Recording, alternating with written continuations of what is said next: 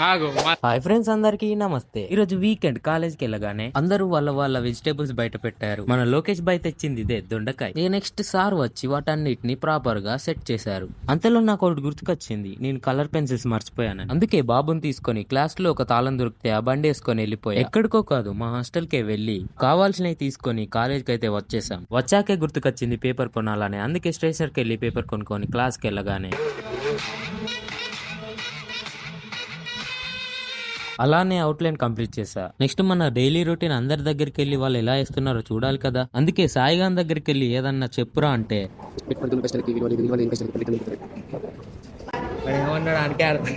Next అందరూ ఈ రోజు ఎంత వరకు అవుతుందో అంతవరకు అయితే పెయింట్ వేశారు. లాస్ట్ కి మిగిలిన కూరగాయలు తినలే కానీ క్యారెట్లు అయితే తిన్నారు. నెక్స్ట్ అవి తిన్నాక మిగిలిన కూరగాయలతో కొందరు పల్లి ఆడారు, క్రికెట్ ఆడారు, ఇంకా వాలీబాల్ కూడా ఆడారు. నెక్స్ట్ కకాసి సెన్సే వచ్చి సిడురుతో బెదిరియగానే ఇంటికి వెళ్ళిపోయారు.